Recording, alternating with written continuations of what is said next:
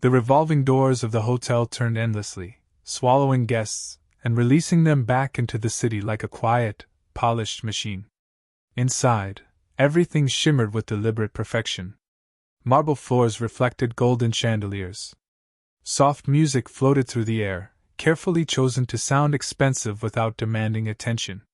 The smell of fresh flowers mixed with coffee and polished wood. This was a place designed to make people feel important the moment they stepped inside. At the front desk, conversations flowed easily.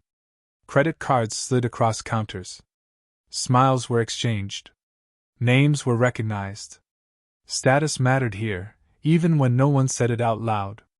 Then there was the man standing slightly to the side, gripping the handle of his travel bag a little too tightly. He looked tired in a way that money could not hide. His coat was simple, dark, well-made, but without logos. His shoes were clean but scuffed at the edges, as if he had walked farther than expected.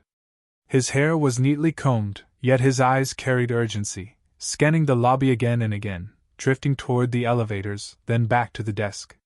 When he spoke, the words came quickly, sharp with stress, flowing in Mandarin. He held up his phone, tapping the screen where a reservation confirmation glowed. His other hand gestured toward the elevators, then upward, as if pointing at something that could not wait. The young woman behind the counter blinked, startled. She smiled reflexively, the kind of smile trained into service workers. "I'm sorry, sir," she said carefully. "English?" He repeated himself, slower now, his tone strained but polite. The sounds of his language drew attention from nearby guests, some curious, some annoyed. A man waiting behind him checked his watch. A woman adjusted her sunglasses and sighed. The receptionist leaned slightly toward her coworker. "I don't understand him," she whispered. "Does he even have a valid booking?" Her coworker shrugged, already irritated. "Tell him to step aside. There's a line." The man noticed the whispering. He straightened, trying again, this time pointing directly at the confirmation number. His voice cracked just slightly, not from weakness, but from urgency pressing against restraint. "I'm sorry," the receptionist said, her smile fading. "I can't help you if I can't understand you." She gestured gently but firmly to the side. "Please wait there." The word wait landed heavily. He didn't move. The lobby seemed to pause around him. Conversations quieted just enough for people to listen without admitting they were listening. Someone muttered something under their breath. Someone else laughed softly, the sound sharp and dismissive. "He should have brought a translator," a man said, not bothering to lower his voice. The man at the desk understood the tone even if he didn't catch the words. His jaw tightened. He inhaled slowly, as if reminding himself where he was and what mattered more than pride. He spoke again, more controlled, more deliberate, still Mandarin. He pointed to his phone, then to his chest, then toward the elevators again. His hands shook now, just slightly. The receptionist crossed her arms. "Sir, please. You're holding up the line." A guest behind him stepped closer. "Come on, man," he said. "Some of us are in a hurry." The irony went unnoticed. The man turned, meeting the guest's eyes. For a brief moment, the exhaustion, fear, and frustration in his expression were unmistakable. Then he looked back at the desk, determination hardening his face. He was not asking for luxury. He was asking for help. The manager had been watching from a distance, irritation growing with each passing second. He walked over with the confidence of someone used to resolving problems quickly and cleanly. "What's going on?" he asked. "He doesn't speak English," the receptionist said. "We can't help him." The manager looked at the man, then at the line of guests, then back at the man again. He spoke louder, slower, exaggerating each word. "Do you have a reservation?" The man flinched, not because he didn't hear, but because he heard too much. He responded again in Mandarin, his voice now tight, controlled, pressed flat by humiliation. The manager exhaled sharply. "Sir, if you can't communicate, we can't assist you. Please step aside." That sentence cut deeper than any raised voice could have. The man stood frozen, surrounded by polished stone and expensive indifference. He lowered his phone slowly, his fingers tightening around it as if it were the last thing anchoring him. In the corner of the lobby, nearly invisible, a woman pushed a housekeeping cart along the wall. Her movements were quiet, practiced. She paused when she heard the man speak. Her hand stopped mid-wipe as the language reached her ears, not as noise, but as meaning. She listened, eyes lifting, attention sharpening. At the desk, the manager's patience snapped. "I'm calling security," he said. "This is becoming a disturbance." The man's shoulders sagged, just a little. He opened his mouth to speak again, then closed it. His eyes drifted toward the elevators one last time, fear flickering beneath his controlled exterior. Security began to move. And in that moment, before hands touched shoulders, before dignity was stripped completely, before the hotel swallowed another uncomfortable incident and moved on, a calm voice rose from the edge of the room, clear and unmistakable. Silence did not last long in a place built on movement. The soft music crept back in, shoes resumed their whispers against marble, and people remembered their impatience. Yet something had shifted. Every eye in the lobby now searched for the source of the voice that had broken the moment. Security hesitated, hands hovering just short of the man's shoulders. The manager turned sharply, irritation flaring. He expected another complaint, another guest demanding faster service. Instead, he saw a woman standing beside a housekeeping cart. Her uniform blended into the hotel's color palette, neutral, clean, unremarkable. Her posture was straight, her hands calm at her sides. She did not rush forward. She did not apologize for speaking. She simply stood there, waiting to be acknowledged. "What is it?" the manager asked, already annoyed. "This is not your concern." She nodded once, respectful, but did not step back. "I can understand him," she said slowly, clearly. The receptionist frowned. "You can?" "Yes," she replied. "He's explaining his situation." A ripple of quiet disbelief spread through the guests. Someone scoffed. Another raised an eyebrow. The manager glanced at the line, then back at her. "This isn't appropriate," he said. "Please return to your duties." The man at the desk turned toward her fully now. His eyes widened, not with hope yet, but with disbelief. He spoke softly, almost afraid to trust what he had heard, asking her in Mandarin if she truly understood him. She answered him just as softly, just as naturally, and his breath caught in his chest. For a second, relief flashed across his face, quick, fragile, before being replaced by something heavier. Fear. Urgency. He spoke again, faster now, words tumbling out as if a dam had cracked.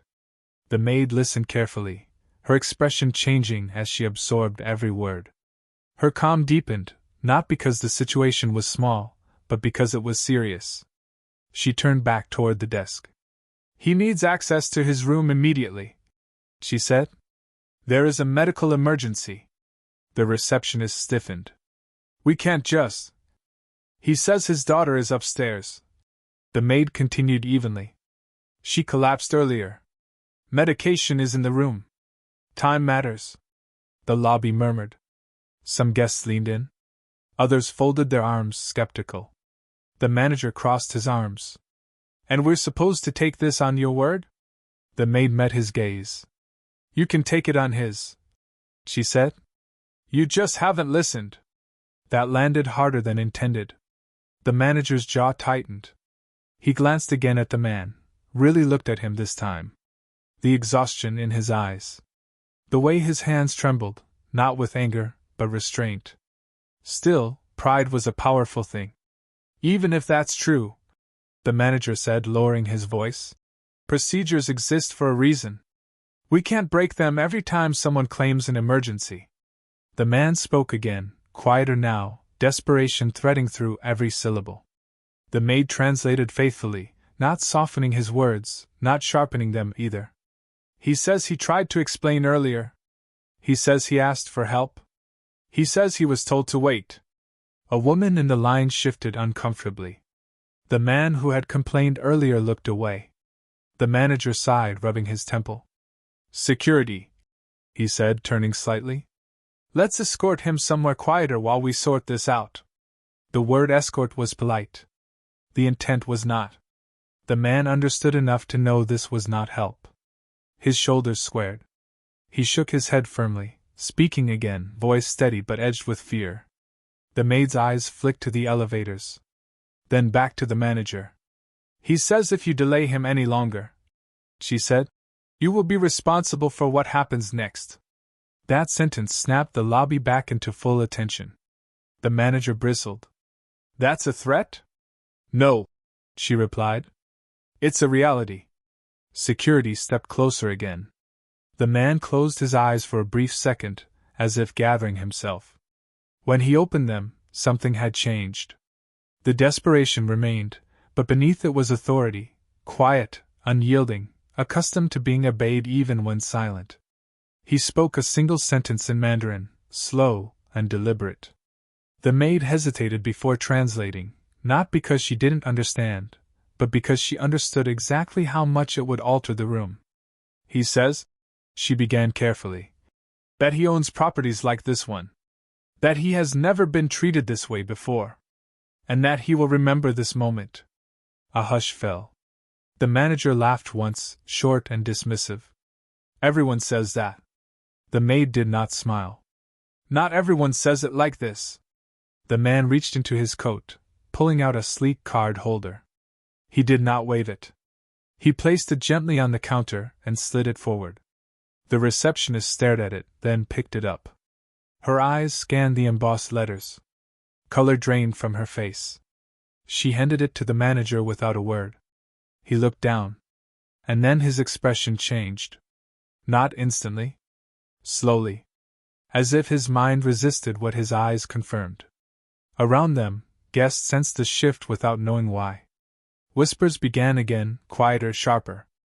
The manager looked up at the man, then at the maid. Why didn't you say this earlier? He asked the man, irritation now tinged with something like unease. The man answered calmly. The maid translated. He says he tried, she said. But no one listened. The truth settled heavily over the lobby. The manager cleared his throat. We'll take care of this immediately, he said, signaling for an assistant. Prepare the elevator. Security stepped back. The man did not move yet. He looked at the maid, studying her face with new curiosity. He spoke to her again, slower this time, asking a different question. She listened, then met his eyes. Yes, she answered quietly. The question lingered unspoken for everyone else. The manager watched the exchange, uneasy. What did he ask? He demanded. The maid hesitated for half a second longer than necessary. He asked, she said, why someone like me speaks his language. The lobby held its breath. Before she could answer further, an urgent call crackled over the manager's radio. His face tightened as he listened. He looked at the man. Sir, he said, voice suddenly respectful, your daughter's condition has changed. The man's breath caught. The maid turned sharply toward the elevators. Everything that mattered now hung on what would happen next. The elevator doors slid open with a soft chime that felt far too gentle for the tension gripping the lobby. The man stepped forward instantly, urgency sharpening every movement. The maid followed without being asked, her pace steady but quick, her attention fully on him. As the doors closed, the noise of the lobby vanished. The mirrored walls reflected two figures who could not have appeared more different, yet were bound by the same fear. The man stared at the rising numbers above the door, jaw clenched so tightly his muscles twitched. His hands trembled now, no longer hidden. He spoke rapidly, voice low, words tumbling over each other. Fear stripped away his control. She listened without interrupting, nodding once in a while, letting him empty the weight he had been carrying since the moment everything went wrong. She fainted this morning, he said, his voice breaking slightly. Doctors said it might be stress, but her breathing changed. I told them the medicine was in the room. They told me to wait. She felt the injustice of it settle in her chest, heavy and familiar. When the elevator reached the floor, the doors opened to chaos. A hotel medic stood outside the suite, speaking urgently into a radio. A housekeeper hovered nearby, unsure where to stand. The man pushed past them without hesitation, the maid close behind. Inside, the air smelled sterile and sharp. A young woman lay on the bed, her face pale, lips tinged faintly blue. Tubes and monitors surrounded her, blinking and humming in quiet warning. The man rushed to her side, speaking her name softly, his voice no longer that of a powerful businessman but of a father barely holding himself together. He turned to the medic, speaking Mandarin instinctively. The medic looked helplessly at the maid. She translated quickly, precisely. Dosages. Symptoms. Allergies. Time frames. Every detail delivered with calm authority. The medication was found. Instructions followed. The medic moved swiftly now, reassured by clarity. Minutes passed like hours. Then, slowly, color returned to the young woman's face. Her breathing evened. The sharp edge of crisis dulled. The man sagged against the bed, relief crashing over him so suddenly he had to sit down. He covered his face with one hand, shoulders shaking silently. The maid stepped back, giving him space, but he reached out instinctively, gripping her wrist. He whispered, "Thank you." She squeezed his hand once, gently. She said, "She will be okay." When they returned to the lobby, everything felt different. Staff stood straighter. Voices lowered. Apologies waited unspoken in the air like dust. The manager approached cautiously, humility replacing irritation. "Sir," he said, "we deeply regret." The man raised a hand. He spoke quietly, and the maid translated. "He says this is not about regret. It is about awareness." Guests had gathered again, curiosity reignited, but now mixed with discomfort. Phones stayed in pockets. Eyes watched more carefully. The man turned to face the room, not loudly, not dramatically, but with a presence that commanded attention. "He says," the maid continued, "that he travels often. That he stays in many places like this. And that today, for the first time, he was treated as if he did not belong." A murmur rippled through the crowd. "He says it was not because of his clothes. Not because of his money. But because of his language." The receptionist lowered her gaze. The man looked at the maid again, studying her with new intensity. He said, "You are not ordinary." She smiled faintly. She replied, "Most people aren't." He asked her where she learned Mandarin. She took a breath before answering, not out of hesitation, but memory. "My mother cleaned houses for diplomats," she said, allowing herself to speak without translating first. "I sat quietly in corners. I listened. Languages were my escape." The lobby grew quiet again. He asked why she was here. She looked around the room, at the polished surfaces, the uniforms, the invisible lines drawn between people. "Because knowing something," she said calmly, "doesn't always mean the world will let you use it." The man nodded slowly, understanding more than her words. He turned to the manager. He said. The maid translated, voice firm. "He says she should not be invisible here." The manager swallowed. "We would be honored to."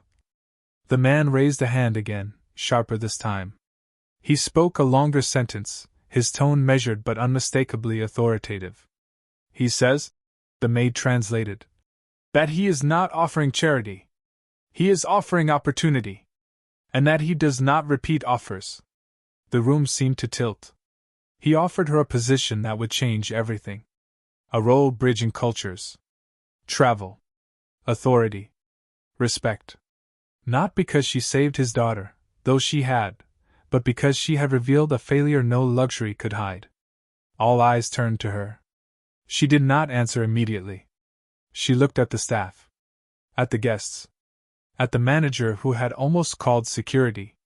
At the receptionist who had asked her to return to her duties. Then she looked at the man. She said, "I will consider it." A ripple of surprise passed through the crowd. The man smiled, not offended, but impressed. He replied, "Good." As he turned away, preparing to return to his daughter's side, the manager cleared his throat. "There will be consequences," he said quietly, not as a threat, but as an acknowledgement. The maid met his eyes. "There already are," she said.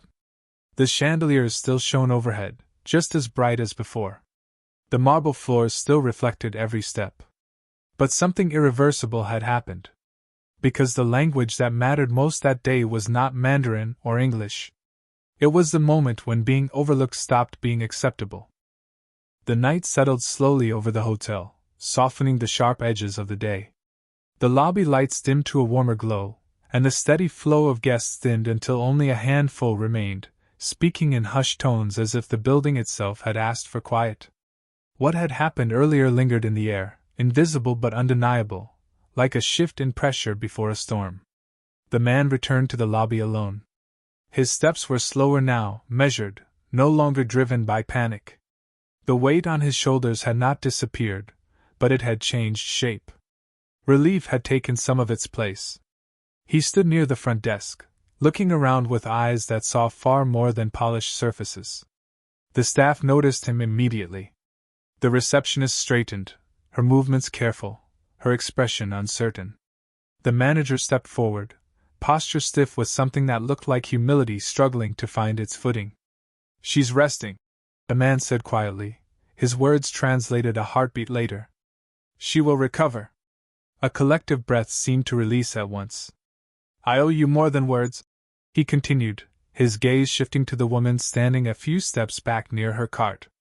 She had returned to her work, not because she had been dismissed, but because it was where she had always existed, on the edge of notice. He walked toward her, stopping at a respectful distance. "You stood when others stayed seated," he said. "You spoke when others chose comfort over understanding." She met his eyes calmly. "I spoke because someone needed to be heard." He nodded. "That is rarer than wealth." The manager cleared his throat, stepping closer. "Sir," he began, voice careful. "On behalf of the hotel, I offer our sincerest apologies. We failed you today." The man regarded him for a long moment. "Apologies are easy," he replied evenly. "Change is harder."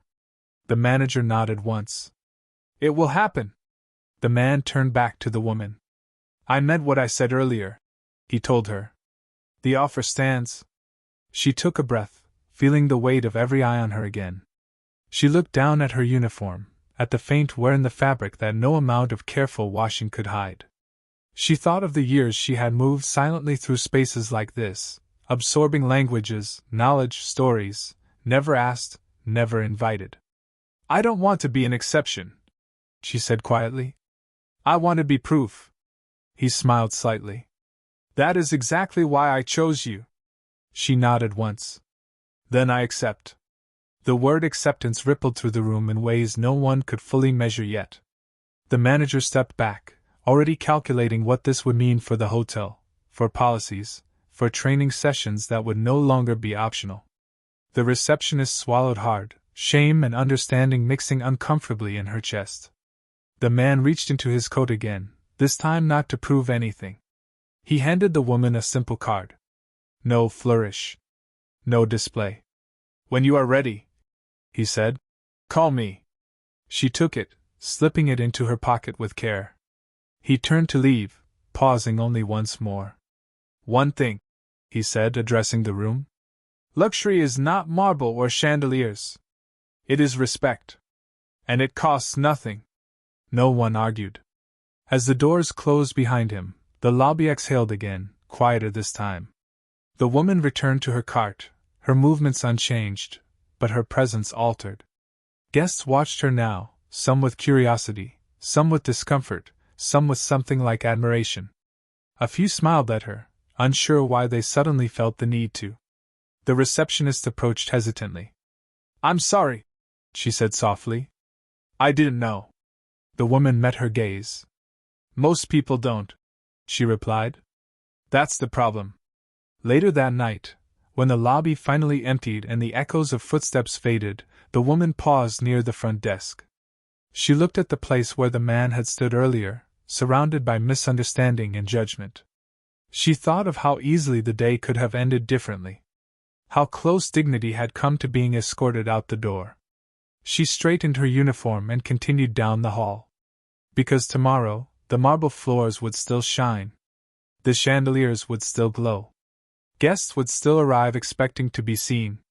But somewhere beneath the surface, something fundamental had changed. A voice once ignored had been heard. And once heard, it could never be silenced again.